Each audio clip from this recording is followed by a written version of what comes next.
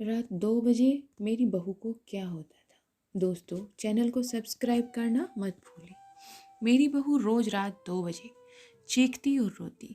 एक रात तो वो हुआ जो हमने कभी सोचा भी नहीं था। रात 2 बजे मेरी बहू कमरे से बाहर आकर बैठ गई। उसके बाल खुले थे, शरीर पर कपड़े भी नहीं थे। वो ऐसा क्यों करती थी? यह सच सामने आने तो मेरे पैरों तले जमीन खिसक गई। मेरे बेटे की शादी मैंने मुश्किल से की। वो एक लड़की से प्यार करता था, लेकिन मैं नहीं चाहती थी उसकी शादी उसी से हो। मैंने उसे बहुत समझाया और उसकी शादी गांव की एक सीधी सादी लड़की से करवा दी। लड़की का नाम सुधा है। मुझे पता था कि वो लड़की मेरे बेटे और इस घर के लिए बहुत अच्छी है, इसलिए मैंने उस लड़की की शादी अपने बेटे से करवा दी। सुधा हमारे घर में आई। लड़की घरेलू थी, बड़ों का सम्मान और घर का काम करती थी। अभी 10 ही दिन हुए थे, लेकिन मुझे लगने लगा कि मैंने अपने बेटे की शादी इस लड़की से करवा कर अच्छा किया। मेरा बेटा राजीव भी खुश ही लग रहा था। लेकिन उस रात के बाद मेरी ये सोच ही बदल गई। एक रात करीब 2 बजे मेरे बेटे के कमरे से चीखने की आवाज़ आने लगी। यह चीखें मेरी बहू की ही थी। मैंने थोड़ी देर तक सुना, फिर वो चीखना बंद हो गया। राजीव के पिता मेरे पति को ये सब सुनाई दिया, लेकिन फिर हमने उन्हें रात में पूछना उचित नहीं समझा, इसलिए दरवाज़ा नहीं खटखटाया। सुबह मेरी बेटी भी बोल रही थी कि मम्मी, रात को कौन चीख रहा था। मैंने उसकी बात काट दी, कहा कि कोई नहीं, शायद कोई बाहर से चीख रहा होगा। मेरी बहू का स्वभाव उस दिन से बदल गया। वो चुप सी रहने लगी सारा दिन। मैंने सोचा शायद पति पत्नी के बीच कोई बात हुई होगी, लेकिन इसलिए मैंने कुछ भी नहीं पूछा। अगले रात फिर 2 बजे वही हुआ। मेरे बेटे के कमरे से फिर चीखने की आवाज़, रोने की आवाज़ें आने लगी। इस आवाज़ को रात भर करीब 10 मिनट चली। मेरी बेटी उठ गई और उसने हमारे कमरे का दरवाज़ा खटखटाया। मैंने दरवाज़ा खोला, देखा तो वो बहुत डरी हुई थी। बोली, मम्मी ये क्या है? भाभी रोज़ रात को रोती और चीखती क्यों है? क्या होता है उन्हें? कमरे के अंदर चलो, अभी दरवाज़ा खुलवाते हैं। मैं दरवाजे के पास जाने लगी तो मेरे पति ने मुझे रोक लिया। कहा कि अभी रुको, अभी बात मत करो, कल सुबह दोनों से बात करते हैं। उस रात को मेरा सोना और मुश्किल हो गया था। सुबह मेरी बहू जल्दी उठकर घर के काम में लग गई। मैं सुबह अपने बेटे के कमरे में गई। उससे पूछा, क्या बात है, रात को बहू क्यों रोती है? उसका चेहरा पूरा उतरा हुआ था। बोला, कुछ नहीं। उसकी बातों से और आंखों से साफ दिखाई दे रहा था कि वो कुछ छिपा रहा है। उन्होंने भी उससे पूछा, लेकिन वो कुछ नहीं बोल रहा था, घर के बाहर चला गया। मैंने मेरी बहू से पूछा, वो कुछ काम कर रही थी। उसे देखकर ही ऐसा लग रहा था कि जैसे रात में ठीक से ना सोई हो। उसकी आंखें साफ साफ बता रही थी। मैंने उससे पूछा, क्या हुआ, तुम रात को रो क्यों रही थी? बोली, रो रही थी? कब? नहीं तो, मैं तो सो गई थी और मुझे तो कोई आवाज़ नहीं आई। आप क्या बात कर रही हैं? उस कमरे में ऐसा क्या हो रहा था? यह बात या तो मेरी बहू जानती थी या बेटा, लेकिन दोनों ही कुछ नहीं बता रहे थे। पर दोनों के चेहरे से साफ पता चल रहा था कि कुछ तो है जो वो छिपा रहे हैं, लेकिन क्या? अब जब भी रात आती मुझे नींद नहीं आती, क्योंकि आधी रात को फिर वही होता। बहू जोर से चीखती, रोती। मेरे मन में कई सवाल थे, क्या होता है उस कमरे में? फिर एक रात करीब 2 बजे मेरे घर में वो हुआ जो मैंने सोचा भी नहीं था। मेरी बहू रात को कमरे से बाहर आई और उसे अपना कुछ होशो हवास नहीं था। बाल खुले थे। वो घर के चौक में आकर बैठ गई और जोर से चीखने रोने लगी। हम सभी घर वाले बाहर आ गए। मेरा बेटा भी कमरे से डरा हुआ बाहर आया। बहू की ऐसी हालत देखकर हम सब डर गए थे। मैंने मेरे बेटे से पूछा कि ये क्या है? वो बोला, बस माँ देख लो, यह रोज़ रात 2 बजे ऐसे ही किया करती है। मैं आप लोगों को क्या बताता। सुबह जब उसे पूछता हूँ तो उसे कुछ याद ही नहीं रहता। बोलती है, मैंने तो कुछ किया नहीं। बहू जब थोड़ी देर बाद शांत हुई तो मेरा बेटा उसे कमरे में ले गया और सुला दिया। मैं सोच रही थी कि ये क्या है। मैंने मेरे बेटे को कहा कि तू उसे उसके घर छोड़ आना सुबह। मैं उसकी माँ से बात करूँगी। सुबह होते ही मेरा बेटा उसे कुछ बहाना करके उसके घर छोड़ आया। मैंने उसकी माँ से बात की।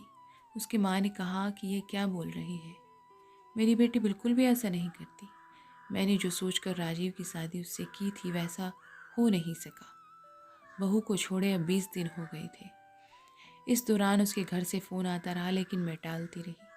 मेरा बेटा भी कह रहा था कि मेरे वो दिन कैसे निकले हैं मैं ही जानता हूँ। मैं उसे वापस नहीं ला सकता। कहीं उसने मेरी जान ले ली तो क्या करेगी। मैंने उस पर फिर ज़्यादा दबाव नहीं डाला, पर मैं अपने आप को कोस रही थी कि मैंने अपने बेटे की शादी इस लड़की से क्यों करवा दी। अब मेरे घर में कोई नहीं चाहता कि वो वापस आए। इन्हीं सब बातों में 3 महीने निकल गए। फिर एक दिन अचानक मेरी बहू अपने सामान के साथ वापस घर आ गई। वो आते ही मुझसे कहती है, माँ जी मैं जानती हूँ कि आप मेरे बारे में क्या सोच रही हैं, लेकिन सच क्या है यह आपको पता नहीं। उसकी बातों से मुझे लगा कि वो मुझे कुछ बताना चाहती है। मेरा बेटा घर आया और उसे देखकर गुस्सा हो गया। कहा यह यहाँ वापस आ गई। मैं अब यहाँ इस घर में नहीं रह सकता, मैं जा रहा हूँ। मेरी बहू ने उसी समय कहा, क्यों सच सामने आ जाएगा, इसलिए डर रहे हैं। बताइए सबको सच क्या है। मैं उस तरह से क्यों किया करती थी। बेटा बोला कि क्या सच है। यह सच है कि तुम पागल हो और रोज रात उस तरह से करती थी तुम। बहू बोली, माँ जी आज अगर सबसे ज़्यादा दुखी और परेशान है तो वो और कोई नहीं, मैं ही हूँ।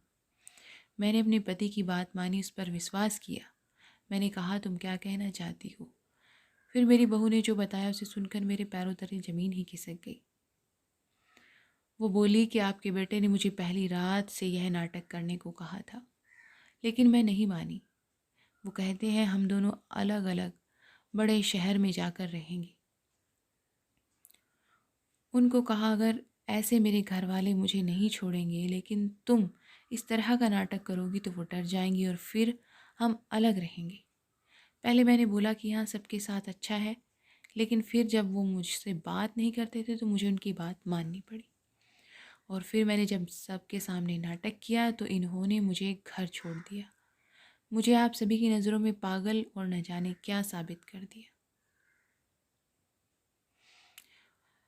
उसके बाद मेरा फ़ोन भी नहीं उठा रहे। मैं उनका यहाँ मेरे घर इंतज़ार कर रही थी, लेकिन वो नहीं आए। मैं समझ गई कि उन्होंने मुझे बेवकूफ़ बनाया है, मुझसे झूठ बोला है। यह मुझे अपनी ज़िंदगी से भगाना चाहते थे। मैं इस बात को समझ गई। अब मैं खुद ही इनसे दूर चली जाऊंगी, लेकिन मैं चाहती हूँ कि सच आप सभी के सामने आए। मुझे बहू की बातों पर पूरा विश्वास हो गया था। मेरा बेटा बोला तुम्हें इसे रखना है तो रखो। मेरी शादी तुमने उससे नहीं होने दी जिससे मैं चाहता था, और इस गांव की लड़की से करवा दी जिससे मैं नहीं चाहता था। यह भी यहाँ से चली जाए, तुम परेशान हो। सोचो कि यह मैंने क्या किया। अभी मैं इसे अपनी पत्नी नहीं मानता। मैंने मेरे बेटे को कहा कि बेटा तू इस घर में रहना या नहीं रहना इसका फ़ैसला तू कर ले। मेरी बहू इस घर में ही रहेगी, और जो इसे इसका हक और इज्जत नहीं देगा वो इस घर में नहीं रह सकता।